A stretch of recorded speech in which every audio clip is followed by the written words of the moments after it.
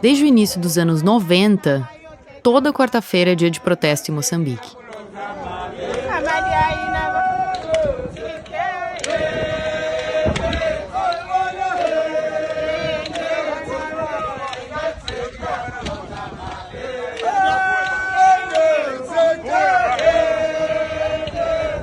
Dezenas de homens e mulheres se reúnem pela manhã numa praça da Avenida 24 de Julho, na capital Maputo, e dali eles marcham até o edifício do Ministério do Trabalho. Isso acontece toda semana, há 3 décadas.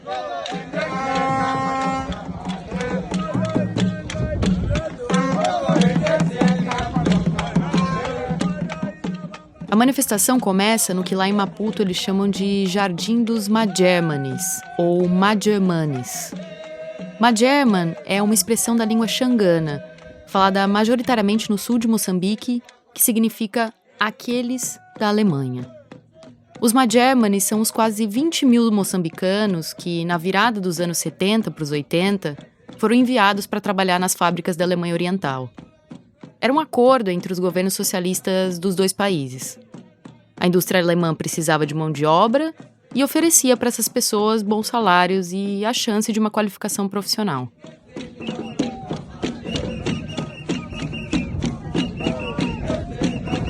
Só que nem tudo correu como previsto. Na maioria dos casos, os moçambicanos não receberam capacitação, foram usados para fazer trabalhos pesados e parte do salário deles ficou retida, com a promessa de pagamento na volta para casa. A alegação é que esse pagamento nunca foi feito. E eles cobram não só do governo alemão, mas também da Frente de Libertação de Moçambique, a Frelimo, o partido que conseguiu a independência do país em 1975 e continua no poder até hoje. Frelimo não tem vergonha! Frelimo não tem vergonha! Frelimo não tem vergonha! Essas pessoas que você está ouvindo são mulheres e homens negros, com tambores, carregando faixas e gritando palavras de ordem contra Frelimo. Muitos deles estão envolvidos em bandeiras da Alemanha, usando camisas da seleção alemã de futebol e até levantando um estandarte da União Europeia. Parece meio estranho, né?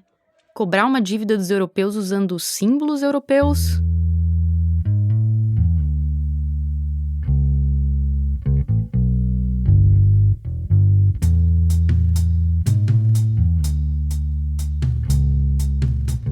Esse estranhamento está no nosso olhar, no nosso jeito de ver as coisas. Mas você vai entender melhor, porque hoje a gente vai te levar para dentro dessa manifestação. É como se você sentasse num banquinho daquela praça e essas pessoas vão te explicar por que elas continuam protestando toda semana. Hoje a gente vai te contar histórias de Moçambique, da Costa do Marfim, da Namíbia, da fronteira entre Gana e Togo, dos rios que cruzam Gâmbia e Senegal. Histórias simbólicas para os temas desse episódio: a terra, a imigração e o trabalho. A gente vai explicar por que essas questões foram tão centrais para os projetos de colonização europeia na África e falar sobre como esses projetos coloniais deixaram marcas profundas até os dias de hoje nas dinâmicas de posse e propriedade da terra, de movimentação das pessoas e das relações de trabalho. Eu sou a Raquel Sirotti e esse é o Tramas Coloniais, um podcast sobre a história do colonialismo. Uma imersão no passado para tentar entender o presente e, quem sabe, projetar o futuro. Em 7 episódios, o nosso olhar se volta para o centro do mapa. A África.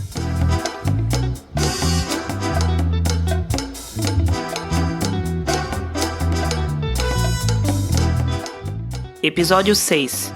Quem manda no chão?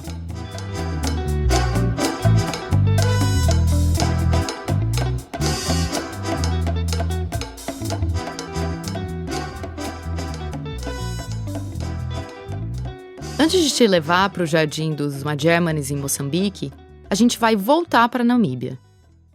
No último episódio, você conheceu Swakopmund, aquele balneário que parece um cenário de filme colonial alemão. Agora você vai caminhar com a gente no cemitério da cidade. Can we go there? Yeah, sure. Quem tá comigo é o Laidlaw Peringanda. Lembra dele?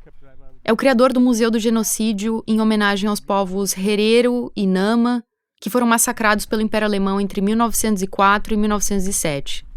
A estimativa é que até 65 mil Herero e 10 mil Nama morreram no deserto da Namíbia, a maioria por sede ou envenenamento dos poços de água. Quando eu passei por Swakopmund, em fevereiro de 2024, o Laidlaw me levou até o cemitério, um lugar que ajuda a entender como ainda repercute no presente a questão da propriedade da terra, principalmente a imposição do conceito europeu de propriedade, que exclui elementos espirituais e religiosos africanos. Logo na entrada já fica nítido o nível de segregação daquele espaço público. You can see the level of injustice. Most of the graves here are from the soldiers and German soldiers. À direita da entrada ficam os túmulos das famílias mais abastadas, na maioria alemãs e sul-africanas, e também dos soldados alemães que lutaram no extermínio dos Herero e Nama. São túmulos talhados em pedras nobres, que estão sempre limpos, bem cuidados, com sinalização, e que estão cercados por palmeiras e árvores bem frondosas. Do lado esquerdo, o cenário é bem diferente. Uma grande porção de terra arenosa, cheia de montinhos de pedras, a mais ou menos 5 metros de distância um do outro. Eu perguntei para o Laidlaw o que eram aquelas pedras. And what is the meaning of the stones? Actually, in the olden time, Hereros, because they used to migrate when the grass finished, so they used to put stones at the grave so that one day when they come back, they know that they buried their ancestors. Ele me explicou que os Herero migravam constantemente, então eles enterravam seus ancestrais e colocavam essas pedras para facilitar a localização quando eles voltassem para aquele lugar. Essa parte do cemitério tem 2 memoriais. De um lado, uma pedra rústica de granito, e do outro, um mastro de uns 3 metros, rodeado por pedras cinzas escuras, com chifres e o crânio de um boi na ponta. Assim de primeira, pode até parecer um terreno vazio, mas como o Laidlaw me disse, aquele é um local sagrado. So that's a memorial. It's here. Yeah. Okay.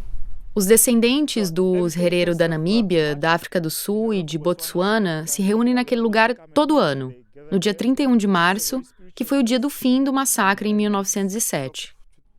And usually you come here, you pay homage. Yeah, we pay homage, and also we tell the history to the younger ones, Mas apesar de ser uma terra sagrada, a luta pela preservação e pelo reconhecimento desse espaço é constante. Bem em frente ao cemitério ficam várias casas luxuosas habitadas por pessoas brancas. Os proprietários fazem pressão para as autoridades locais liberarem parte do terreno do cemitério para outras construções. E o encanamento sanitário das casas frequentemente despeja os dejetos diretamente na área das covas. And also the thing is also from that house also they have some pipes. Sometimes when the toilets overflow, the whole shit is going inside of the graves. And, E a violência não para por aí. Enquanto a gente estava andando, o Laidlaw me mostrou umas pegadas de cachorros. Porque os animais de estimação dessas casas também costumam invadir o cemitério para cavar os montes de terra em busca de ossos. and another thing is also the dogs from this neighborhood. Several times they dig some of the graves, and you can see this is the dogs digging. Okay. Yeah, they there's a dig lot to of get dogs digging to get the bones or whatever Yeah. they. There's quite a few footprints of dogs, Yeah. A Gabriela Montoni vai chegar aqui no episódio pela primeira vez, porque quando ela ouviu essa gravação, ela lembrou imediatamente de um exemplo muito parecido no Brasil colonial. Oi, Raquel. Pois é impossível não lembrar do cemitério dos Pretos Novos, que na verdade nem era um cemitério, era uma vala perto do Cais do Valongo, no Rio de Janeiro, onde eram enterrados os africanos escravizados que não resistiam à travessia do Atlântico. Ali foram colocados os corpos de 20 mil a 30 mil escravizados. E em algum ponto do século XIX, esse lugar virou uma espécie de lixão a céu aberto. Assim como os proprietários daquelas casas na Namíbia jogam os seus dejetos e permitem que seus cachorros remexam as covas dos Herero e dos Nama, No Rio, a sociedade também achava que podia jogar lixo onde estavam enterradas pessoas negras. Tanto que, nas escavações locais, pesquisadores frequentemente encontram peças de louça, ossos de galinha e outros resquícios de lixo doméstico. É isso. Até hoje é preciso lutar para desconstruir modelos europeus de regulação da propriedade e denunciar a raiz colonial e exploratória. E essa luta não é simples. Ali no cemitério, até os chifres de boi no mastro foram retirados pelos alemães. O próprio Laidlaw colocou de volta. E foi preso por isso. And you said that the Germans wanted to take it away because they were offended by... No, actually the bull horns was actually removed for 2 years. And then you had to put it back again. That's why I went to cover the marine jangmal of the big plastic as part of a protest. And then I was arrested for that. Really? You know? Yeah, I was arrested.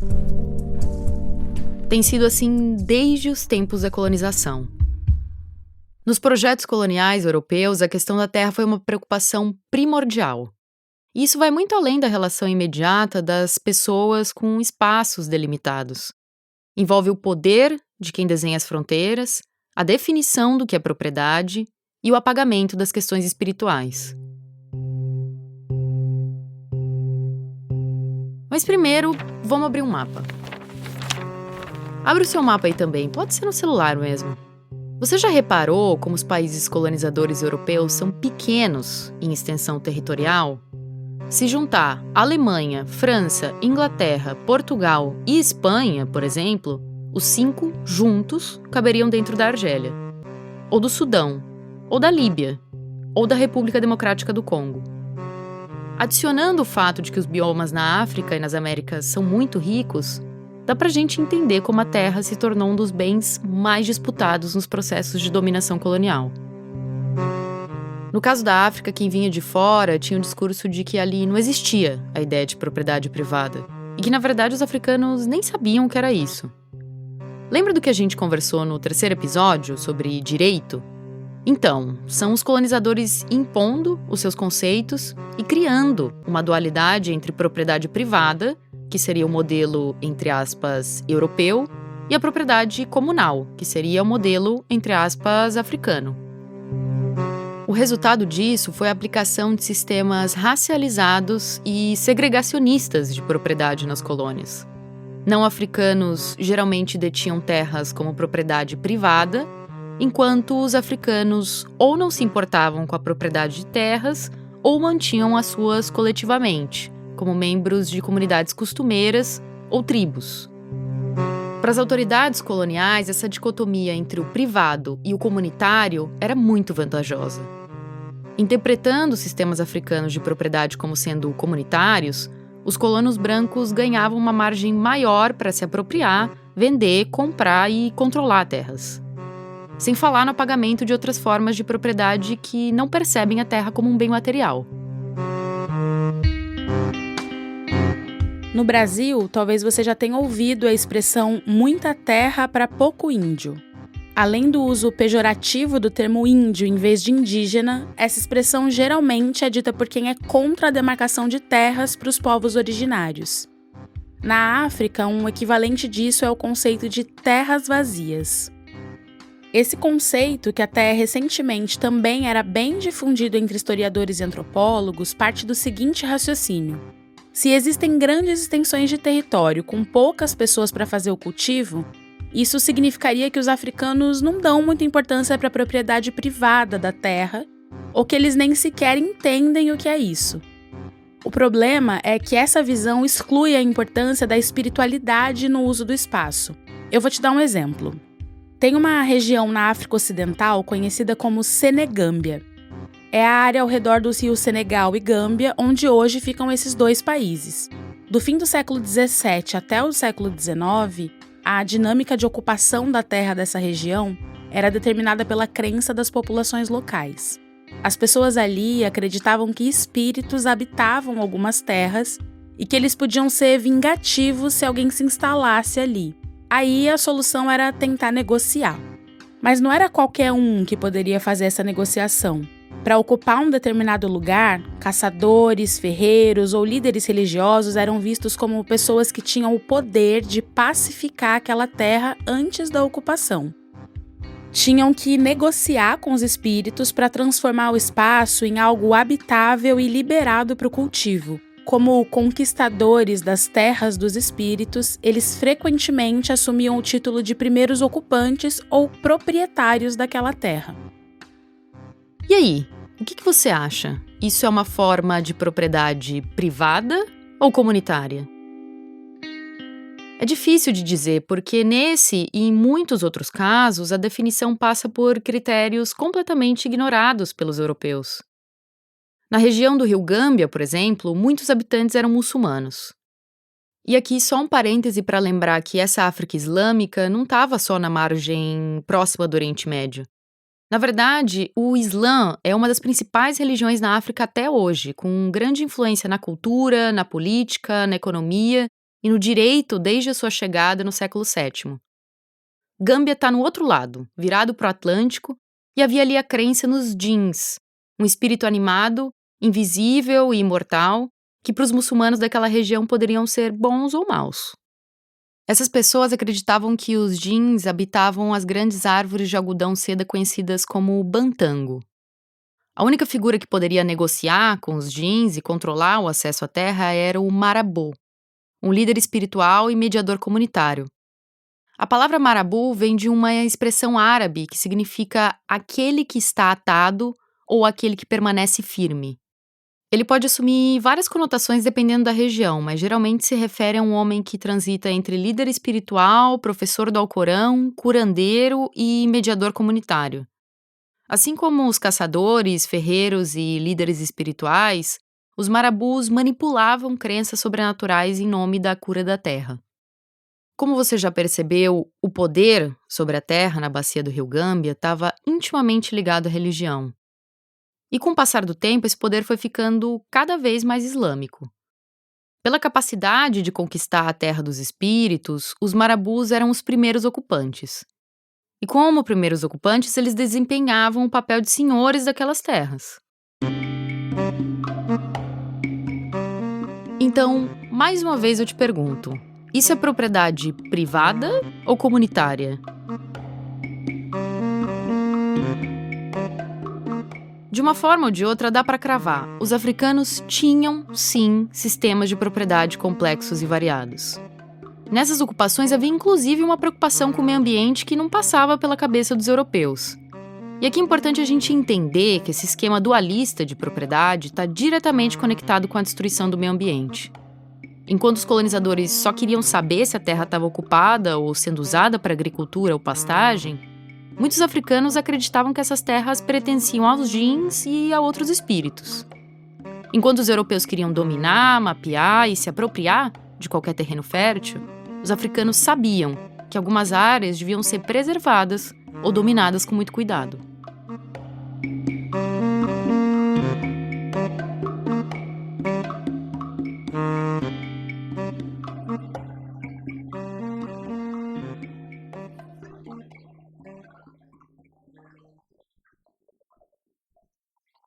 Essa é uma cena do filme Emitai, de 1971, dirigido pelo cineasta senegalês Ousmane Sembène.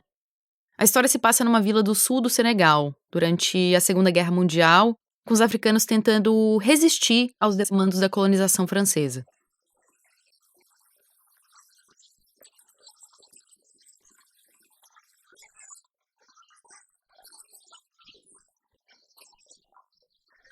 Os homens da vila descumprem a ordem de ir à guerra e as mulheres tentam esconder o arroz que seria usado para alimentar as tropas. Uma das cenas mostra uma batalha dos senegaleses contra as autoridades coloniais com flechas de um lado e tiros do outro.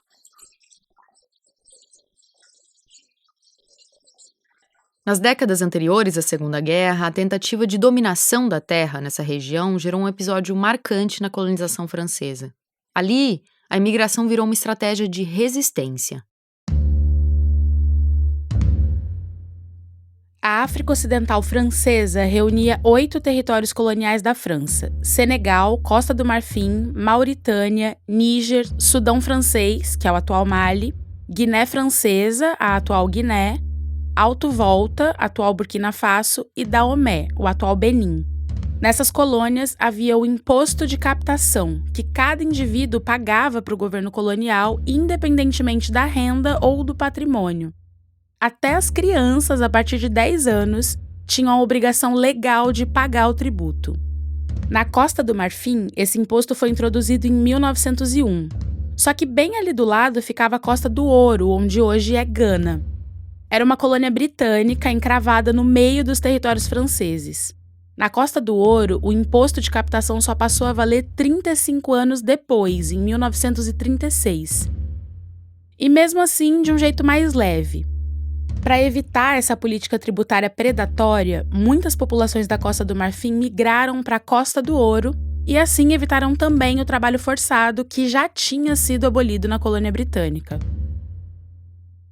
Resultado, para conter esses fluxos migratórios, as autoridades coloniais da Costa do Marfim concordaram em fazer algumas reformas que incluíam a redução dos impostos, o aumento dos salários e algumas medidas disciplinares para os chefes que praticavam abuso de poder.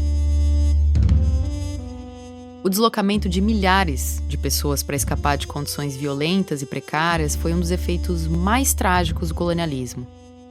Mas esse exemplo da Costa do Marfim, que também aconteceu em outras regiões da África, mostra que a imigração era uma maneira de combater a lógica colonial. E aqui a gente está falando de cruzar fronteiras, o que leva a uma outra questão. Quem definiu essas fronteiras e o que elas significam? Os cartógrafos europeus ignoravam as concepções locais de espaço e fixavam comunidades africanas em territórios específicos no mapa. As fronteiras criadas nesse contexto definiram padrões de habitação, limitaram ou expandiram oportunidades econômicas, enquadraram práticas culturais e linguísticas. Basicamente, o domínio colonial criou uma nova estrutura geopolítica e, a partir dela, os africanos tiveram que reorientar suas vidas. Mas mesmo dentro desse sistema onde as populações locais tinham pouca ou nenhuma liberdade, sempre tinha alguma possibilidade de colocar em xeque as lógicas binárias coloniais. Tanto que até hoje muita gente mora em regiões fronteiriças e percebe esses limites de um jeito muito particular. Alright, okay. That's fine. So, I'm at the Madute. I'm a Senior Research Fellow at the Institute of African Studies, University of Ghana. Esse é o historiador Eden Adotei, professor do Instituto de Estudos Africanos na Universidade de Gana. Ele pesquisa fronteiras, especialmente entre Gana e Togo. Naquela região você encontra comunidades ou até famílias inteiras que estão separadas pela divisão entre os países. O Eden me contou que, às vezes, dentro da mesma casa, a família almoça num país e dorme no outro. What you find is that you have communities or families that are separated by the border. Parts are in Togo and parts are in Ghana. And in some cases, it's so ridiculous that you have a house that is partly in Ghana and partly in Togo. Pois é, o quarto da casa fica em Gana e a cozinha fica em Togo. Essas pessoas vivem numa outra lógica espacial. Elas não entendem o território de Gana e Togo como nações diferentes. Porque a vida, a família, os chefes tradicionais, as terras, nada disso faz parte dessa divisão. Mesmo que oficialmente eles estejam indo de um país para o outro, para eles é só uma movimentação normal dentro do próprio território. Basically every day, either to go to farms or to go to market, because in some areas they have rotating markets. Ele explica que as pessoas circulam pelas fazendas, pelos mercados, e ali existem mercados móveis que se instalam durante alguns dias numa comunidade em Gana, depois passam um período numa região em Togo. As pessoas ficam se movendo para comprar e para vender as suas coisas nesses mercados. Tem muita gente cruzando as fronteiras diariamente, gente que se enxerga com múltiplas nacionalidades. E isso cria um problema para os governos, que operam na lógica dos Estados europeus e sempre querem encaixar os habitantes dentro dessa lógica. They tend to see themselves as people who possess dual nationalities or multiple nationalities because they straddle the borders, which creates problems for the state because they want to put people in a particular box. And we have instances where these people are called aliens. And some have been prevented from accessing certain facilities here, even when it came to... Ele usa a expressão alien, no sentido de estrangeiro. Em alguns lugares, as pessoas são consideradas estrangeiras e impedidas de entrar. E isso se reflete até nas eleições das comunidades, para saber onde cada um tem que votar. Mesmo assim, eles continuam circulando e cruzando a fronteira. Porque, afinal, a vida está dos dois lados. And as far as they are concerned, their lives are in both states. So they do not see anything wrong with going back and forth and accessing some of these resources.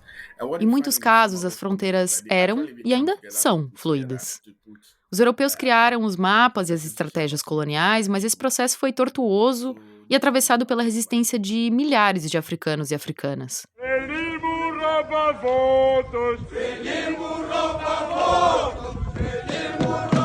E falando em resistência de africanos e africanas, chegou a hora de conhecer melhor aquelas pessoas lá do início do episódio, que protestam em Moçambique toda semana há 3 décadas.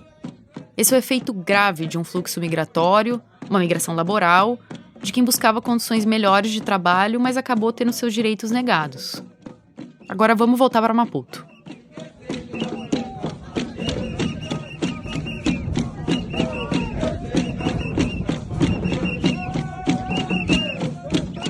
Em novembro de 2023, eu estive no Jardim dos Magermanes com a Caroline Mendes e com o Mauro Manhanghelli, que já apareceram nos episódios anteriores e que fizeram a pesquisa do podcast comigo. Tudo bem também? Estou bem também. Como é o nome do senhor? Eu chamo Jorge Chambe. Jorge. Bom, eu sou a Raquel, essa é a Caroline, esse que está vindo aí é o Mauro. Nós somos brasileiras, o Mauro é moçambicano, nós trabalhamos juntos em um instituto de pesquisa na Alemanha. Ali na praça a gente conversou com 4 trabalhadores moçambicanos que estavam entre aqueles 20 mil enviados para a Alemanha Oriental ao longo dos anos 80. Eu chamo-me Jorge Chambe, nascido em 7 de maio de 1963. Eu chamo-me Constantino Manuel Xingueman, eu sou porta-voz do grupo. Fui na Alemanha em 1987 e voltei da Alemanha em 1990. Trabalhei em Berlim e Halle. E a senhora pode falar o nome da senhora? Maria Joana Pomar. E para onde a senhora foi? Eu estive em Dresden. Em Dresden também? Dresden, no Gersdorf. E por quanto tempo a senhora ficou? 4 anos. Eu chamo-me Agostinho Manuel. Saí aqui em Moçambique no dia 30 de junho de 1980, no destino à província de Dresden. Então, isso é uma empresa de fundação de ferro e laminagem. Pronto, 4 anos estive no estudo, qualificação profissional, acabei, entrei já na prática, nas atividades laborais, até 1985, voltei aqui em Moçambique em termos de férias, a empresa é que pagou a viagem de Alemanha para Moçambique. Até ali, tudo certo. Mas na hora dos pagamentos, um detalhe já chamava a atenção do Agostinho.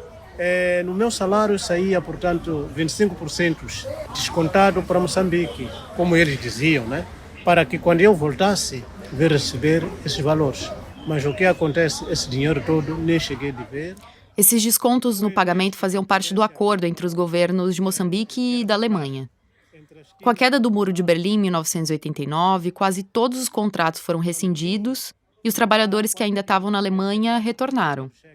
O combinado era que esse valor descontado no salário seria depositado em contas bancárias que eles poderiam acessar na volta para casa. É esse dinheiro que eles cobram até hoje nos protestos no Jardim dos Magermanes. Como explica o Constantino, estava oculto que nós fomos para lá com o contrato que dizia que era para trabalho e formação profissional durante 4 anos, mas o que não foi, o que foi é que nós íamos pagar uma dívida deste país.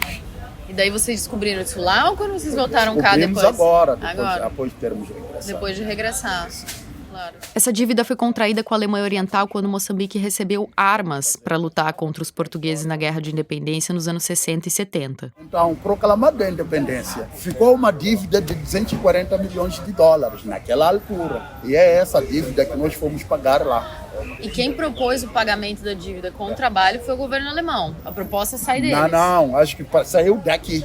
Saiu daqui. Mas o governo alemão aceitou. O governo alemão aceitou, é cúmplice. Então a Frelimo, que está no poder até hoje, usou parte dos salários dos trabalhadores moçambicanos para pagar a dívida. Um grupo de pessoas não tem direito de pagar a dívida de um país. O Agostinho lembra que nada disso estava previsto no contrato. Nós não assinamos nenhuma parte que diz respeito. Vocês, quando vão para lá, terão que ser descontado isto, e vocês têm direito de receber isto. E, então, por essa razão, isso considera-se escravatura. Até porque eles tinham os passaportes retidos e ficavam só com um documento de salvo-conduto, que permitia circular pela Alemanha Oriental, mas que não deixava eles saírem do país. E como lembra o Constantino, era uma experiência que na teoria tinha tudo para ser perfeita, né? Eles estavam saindo de um país em crise para aproveitar uma boa oportunidade de trabalho num lugar que tinha condições bem melhores. É preciso a gente falar, né? Estávamos a sair de um país pobre, onde não havia pão, onde não havia sapato, onde não havia roupa, não havia nada. Estávamos num país de fome, a miséria, era tudo.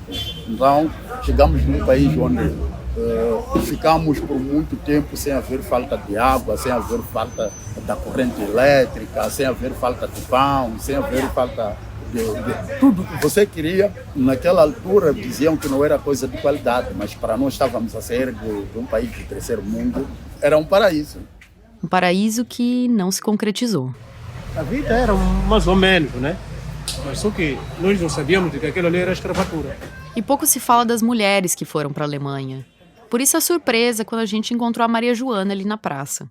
É porque, como a gente falou, a gente só entrevistou homens, né? A gente só sabe a história dos homens que foram para a Alemanha. A gente não sabia que mulheres também foram. Foram muitas mulheres? Muitas. E a senhora foi lá para trabalhar com o quê? Que tipo de trabalho? Como operária mesmo. E tiveram muitas mulheres que foram com a senhora também? Ou eram muito mais homens do que mulheres? No meu internato eram 22 homens e 16 mulheres. Nós pensávamos que quando voltarmos, havíamos de ter emprego, realizarmos o que nós fomos aprender lá, mas nada. E como tem sido a sua participação durante cerca de 33 anos numa manifestação que vocês fazem todas as quartas-feiras e esse movimento que vocês criaram em Moçambique, que é o maior movimento de manifestação que nós temos aqui? É sofrimento. Eu já gastei, não sei se são quantos sapatos, essas marchas, muitos morreram. É sofrimento. A senhora tem esperança? Mas tenho. Tem esperança? Trabalhei. Quando eu morrer, os netos, onde ficar, onde ter, não sei. Estamos a ir, já não aguentamos nada. É triste. É muito duro, né? Uma luta muito dura. É triste.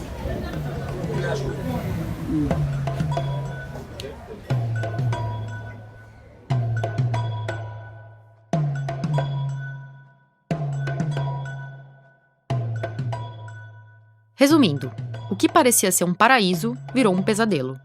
Em vez da qualificação profissional, muitos foram usados como mão de obra barata, fazendo o trabalho duro de carregar carvão, apertar parafuso e cavar fossas. Eles viviam em alojamentos precários e tinham que cumprir um toque de recolher a partir de uma certa hora. Ouviam comentários racistas o tempo todo, principalmente nas cidades do interior. As mulheres que ficavam grávidas eram deportadas, e os salários ainda eram descontados para quitar a dívida do governo. As autoridades moçambicanas alegam que já pagaram tudo o que deviam aos trabalhadores, e a Alemanha já acenou com a possibilidade de conceder indenizações. O assunto ainda é discutido no parlamento, mas até agora nenhuma solução foi dada. Ainda assim, os manifestantes carregam bandeiras alemãs. Lembra que eu falei isso lá no começo do episódio? Para quem olha de fora, isso pode causar um certo estranhamento. Ué, eles não estão protestando contra a Alemanha? Sim, mas essa é uma maneira de eles se unirem numa identidade. Eles são os Madgermanes, os da Alemanha, os que foram para a Alemanha. É um jeito de mostrar para as pessoas quem eles são, unidos naquela experiência de vida e naquele protesto. É só mais um exemplo, aqui no Tramas Coloniais, de que cada povo tem a sua maneira de olhar o mundo, de interpretar os símbolos.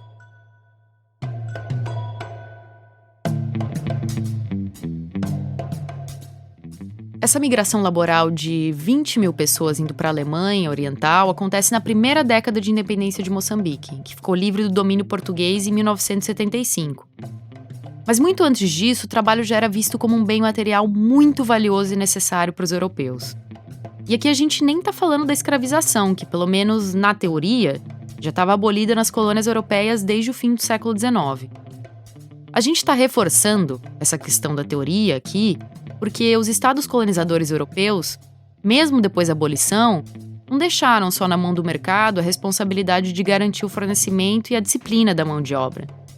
Eles criaram mecanismos para legalizar o trabalho forçado, alegando que o trabalho é retirar os africanos da, abre aspas, ociosidade e do estado de, abre aspas, subdesenvolvimento em que eles viviam.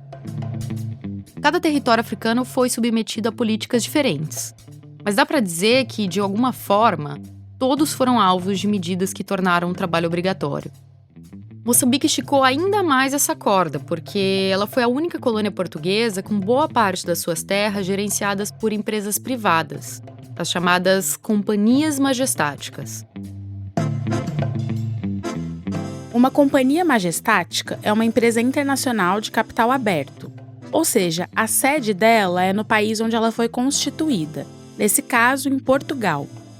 Mas os acionistas que investem e recebem dinheiro podem ser de qualquer outro lugar. Essas empresas tinham a autorização do governo para exercer em Moçambique atividades típicas do Estado: cobrar impostos, construir escolas, instalar bancos, gerenciar sua própria força policial, criar leis e regulamentos. Além disso, elas tinham um direito de posse sobre toda a terra dentro da concessão e podiam regular o trabalho dos habitantes. Assim, os estados barateavam o custo da ocupação do território e, ao mesmo tempo, garantiam lucros para os cidadãos, delegando essa missão às empresas. Estado e iniciativa privada atuavam lado a lado e muitas vezes se confundiam. Fazendo um paralelo com o Brasil, vale lembrar que em 1630, a Companhia das Índias Ocidentais, uma empresa holandesa, tomou dos portugueses o território de Pernambuco e, em seguida, a área onde hoje ficam Paraíba, Rio Grande do Norte e Alagoas. Essa região era crucial na produção de açúcar e os holandeses permaneceram ali por 24 anos. Em 1899, Portugal publicou o Regulamento do Trabalho dos Indígenas. Foi o resultado de um estudo de 2 anos para criar meios eficazes de obrigar os nativos a trabalhar, sem que ficasse caracterizada a escravidão, que já estava oficialmente abolida. O artigo 1º já deixava bem claro: todos os indígenas das províncias ultramarinas portuguesas estão sujeitos à obrigação moral e legal de procurar adquirir pelo trabalho os meios que lhes faltem de subsistir e de melhorar a própria condição social. Têm plena liberdade para escolher o modo de cumprir essa obrigação. Mas, se não a cumprirem de modo algum, a autoridade pública pode impor o seu cumprimento. Pronto, estava legalizado o trabalho forçado. Em Moçambique, as companhias majestáticas tinham mais liberdade para interpretar o regulamento do seu jeito. A Companhia do Niassa, que colonizou a região norte do país entre 1891 e 1929, fez da exploração do trabalho africano a sua principal fonte de renda. A ferramenta para conseguir isso foi o chamado Imposto de Palhota. As palhotas eram as casas onde os africanos viviam. Com o aumento progressivo do imposto, muitos se endividaram e tiveram que se submeter ao trabalho forçado para pagar essas dívidas. E aqui a gente volta à questão que o Agostinho levantou lá no Jardim dos Magérmanes. Isso é trabalho livre ou é escravidão?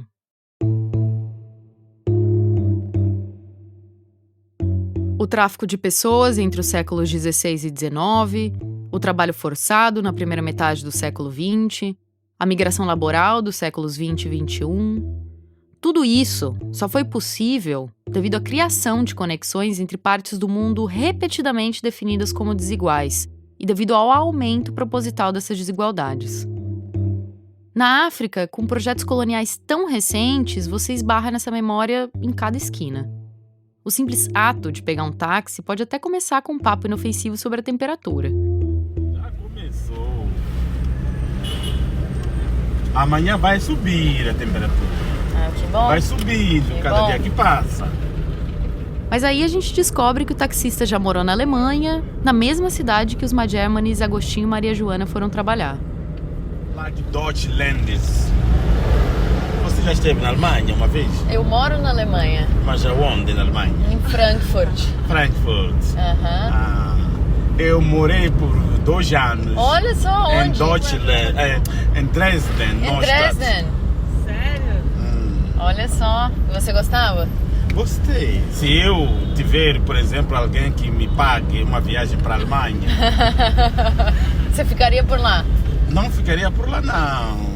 Posso visitar, posso ficar algum Pode tempo. visitar. Mas morar não é bom. Morar lá... O senhor acha? Não. Não, é verdade, também concordo. Não. Do nada, a gente tá numa conversa sobre terra, imigração e trabalho. Eu vi a queda do muro de Berlim. Sério? A unificação. E o senhor foi para lá para trabalhar, para visitar alguém? Eu estava numa empresa de montagem de máquinas agrícolas. O taxista não só migrou para trabalhar nas fábricas alemãs, antes disso ele também viveu na infância o período colonial em Moçambique. Porque eu nasci em 1963. Ah, então o senhor pegou justo essa transição, né? Como era na época? O senhor tem essa memória? Como era? Era difícil viver aqui como moçambicano. Haviam leis muito renhidas aqui. O trabalho era forçado, muito forçado aqui. E tudo era forçado, pagava-se muito pouco. Tá aí um exemplo de alguém que experimentou na prática boa parte do que a gente falou nesse episódio. Mais do que nos arquivos, cheios de livros e de documentos, é nesse contato cotidiano com as pessoas que a gente percebe como muitos moçambicanos e moçambicanas sentem na pele os efeitos do colonialismo. Eles cresceram com as histórias da escravidão, sentiram o peso do trabalho forçado, sofreram com as restrições de movimento impostas pelas fronteiras coloniais, ou seja, tudo aquilo que disseram para eles que eles nunca mais precisariam viver. Se quiser me levar, me levem para a Alemanha. A gente pode trocar, a gente fica em Moçambique e o senhor volta para a Alemanha. Então trate lá isso. É, pode ser? Posso guardar as vossas economias lá.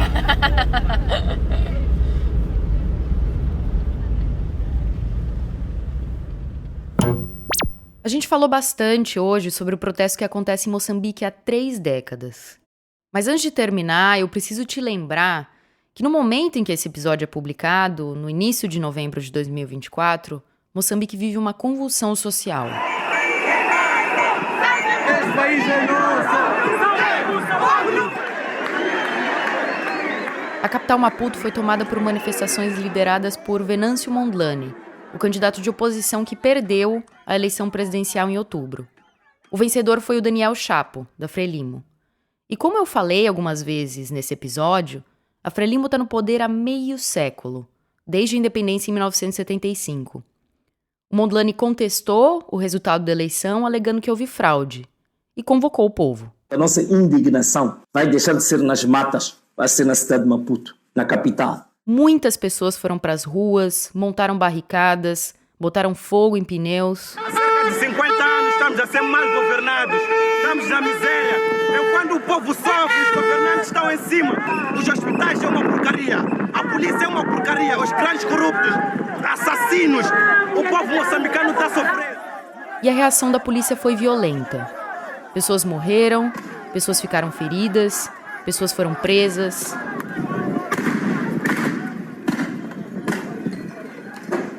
Talvez você não saiba desses detalhes porque no Brasil se noticia muito pouco sobre o que acontece na África. Não é como a eleição nos Estados Unidos que domina o noticiário brasileiro. E esse é um dos objetivos do Tramas Coloniais: te chamar para olhar para o continente africano e se informar sobre ele. Então fica aí essa sugestão. Se as notícias de Moçambique e de outros países não estão chegando para você na televisão, nos portais, nas redes sociais, faz uma busca na internet, procura se atualizar e espalha a palavra por aí.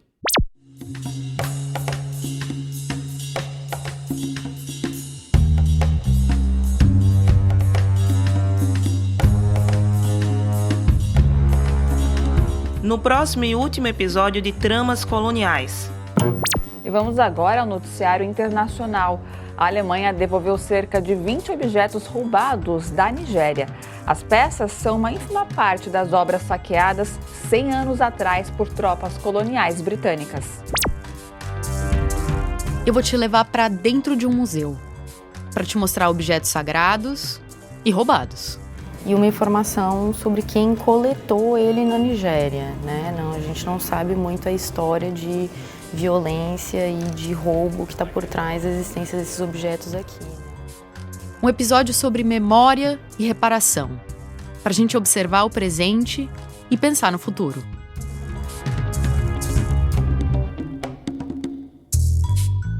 Tramas Coloniais é um podcast documental em 7 episódios, com realização da produtora Escuta Aqui e apoio do Instituto Max Planck de História e Teoria do Direito, Departamento Regimes Históricos de Normatividade.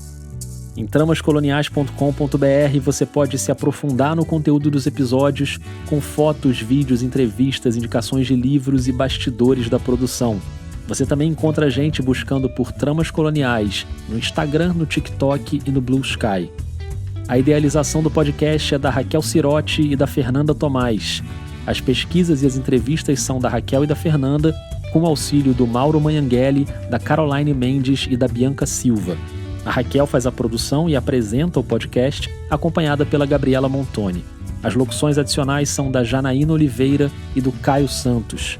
As gravações de campo e as fotografias são do Marcelo Londonho. A direção geral do podcast é do Rodrigo Alves, que sou eu, e eu também escrevo os roteiros. A supervisão dos roteiros é da Gabriela Montoni e do Thales Ramos. A Clara Costa é responsável pela edição e pelo desenho de som. A assistência de edição é da Giovanna Orsini. A trilha sonora do podcast é original, composta pelo Gabriel Falcão.